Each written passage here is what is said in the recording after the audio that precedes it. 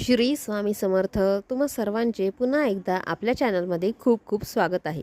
चातुर्मासाला सुरुवात झाली आहे आणि लवकरच चातुर्मासातील पहिला महिना म्हणजेच आषाढ महिना संपणार आहे आणि त्यानंतर चातुर्मासातील दुसऱ्या महिन्याचे आगमन होणार आहे.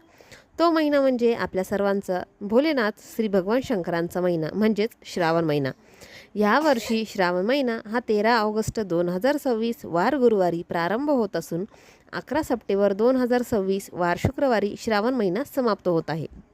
श्रावण महिन्यात सर्वत्र हिरवळ असते. भगवान शंकराच्या ह्या आवडत्या महिन्यात प्रत्येक घरात अधिकाधिक सेवा पारायणे ही चालू असतात. पण त्यासोबतच जर ह्या श्रावण महिन्यात तुम्ही दान धर्म केला तर त्याचे देखील तितकेच लाभ आपल्याला होतात.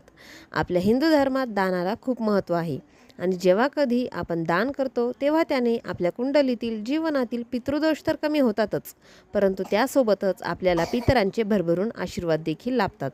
तर ह्या श्रावण महिन्यात आपण अशी कोणती वस्तू आवर्जून दान केलीच पाहिजे ते जाणून घेण्यासाठी व्हिडिओ शेवटपर्यंत नक्की बघा. तर सगळ्यात महत्त्वाची गोष्ट जी दान करताना आपल्याला लक्षात ठेवायची आहे ती म्हणजे दान हे कधीही सत्पात्री असले पाहिजे. म्हणजे काय की आपण जी कोणती वस्तू दान करणार आहोत ती वस्तू नेहमी अशाच व्यक्तीला दान करावी ज्या व्यक्तीला त्या वस्तूची खरंच गरज आहे आणि आपण दिलेल्या वस्तूचा ती सदुपयोग करेल. उगाचच दान करायचं म्हणून करायचं ह्याला काही अर्थ नाही. कारण जर अशा व्यक्तीला दान करत आहोत की जर त्या व्यक्तीला त्या वस्तूची काही कदरच नसेल, गरजच नसेल आणि मग आपण दिलेली वस्तू ती एकतर फेकण्यात जाईल किंवा तशीच पडून राहील, असे व्हायला नको. या गोष्टीची आपण काळजी घेतली पाहिजे. तसेच दुसरी गोष्ट म्हणजे की दान हे कधीही गुपित म्हणजेच गुप्त दान असावे. जणू काही एका हाताने दिलेली वस्तू दुसऱ्या हाताला पण कळू नये. कारण आजकाल फार हा ट्रेंड आहे 10 रुपयाची वस्तू दान करायची आणि त्याचा गावभर बोभाटं करत फिरायची किंवा मग सोशल मीडिया प्लॅटफॉर्मवर फोटो स्टेटस पोस्ट करून सगळ्यांना दाखवीत मिरवायचे. ह्या अशा दानाला काहीही अर्थ राहत नाही. जर फक्त शो ऑफ करण्यासाठी जर अशा गोष्टी तुम्हाला करायच्या असतील तर त्यापेक्षा न केलेलंच बरं.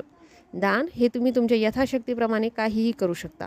जसे की तुम्ही अन्नदान वस्त्रदान करू शकता. तुम्ही एखाद्या अनाथ आश्रमात जाऊन तिथल्या मुलांसाठी जुने किंवा नवे पण वापरण्याजोगे असतील असे कपडे दान करू शकता. त्या मुलांसाठी वह्या पेन पुस्तके दप्तर तुम्हाला जे शक्य होईल जेवढे शक्य होईल तेवढे तुम्ही दान करू शकता. किंवा अनाथ आश्रमात किंवा वृद्धाश्रमात जाऊन तिथे जेवणाची पंगत देऊ शकता किंवा किराणा भरून देऊ शकतात. किंवा सध्या पावसाळ्याचे दिवस चालू आहेत तर तुम्ही छत्री रेनकोट दान करू शकतात. पावसामुळे सर्वत्र थंड वातावरण आहे तर तुम्ही थंडीपासून बचावासाठी ब्लँकेट किंवा शॉल किंवा स्वेटर दान करू शकतात. अगदी फुटपाथ सिग्नलवर जे मुले फिरतात त्यांना देखील तुम्ही खाण्याचे पदार्थ किंवा कपडे किंवा पाण्याची बाटली दान करू शकतात. तुम्ही तुमच्या ऐपतीप्रमाणे यथाशक्ती तुम्हाला जे जमेल ते तुम्ही दान करू शकतात. फक्त तुमची भावना ही पवित्र असावी हे महत्त्वाचे आहे.